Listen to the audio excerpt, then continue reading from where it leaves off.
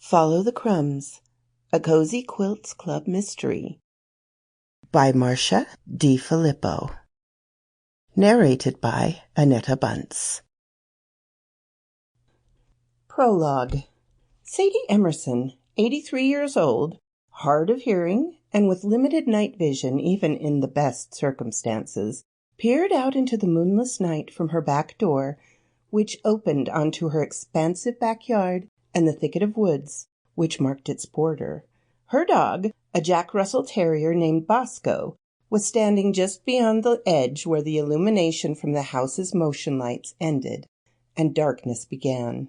Barking at something out of Sadie's line of sight, he was facing her neighbor's front porch, which was set back farther from the main road than Sadie's. "Bosco, come back in here," Sadie called. She couldn't see whatever it was Bosco was barking at, but wanted him back in sooner than later, in case it was a porcupine.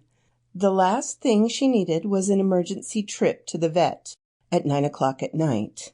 "Come on, leave whatever it is you think you see alone and get back in here," she called again when he didn't respond. Bosco gave one more bark to get in the last word before turning and running back into the house, and Sadie shut the door behind him. "What did you see, Bosco?" she asked, and gave him a pat on the head and scratched behind his ears in the way people do, even knowing there will be no response they can understand. Bosco whined, trying his best to communicate. "Time to go to bed," Sadie said, making sure the door was locked before turning out the kitchen light and walking down the hallway towards her bedroom. She was about to enter the room when she heard a knock on her front door. Bosco began to growl low in his throat, and the fur on his back rose, making Sadie anxious as well.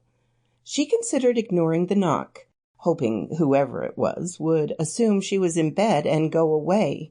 But it began again. "Come on, boy. Let's go see who this is." The motion light had already turned on when she drew the curtains aside in the living room window. It offered a view of her front door.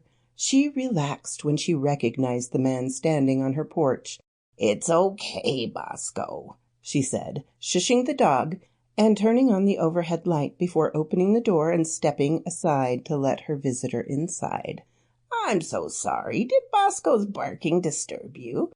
I think he might have spotted a porcupine, and I was trying to bring him back inside." She was offering an explanation and an apology when she saw her visitor raising his hand. It looked like he had something in it and was going. Sample complete. Ready to continue?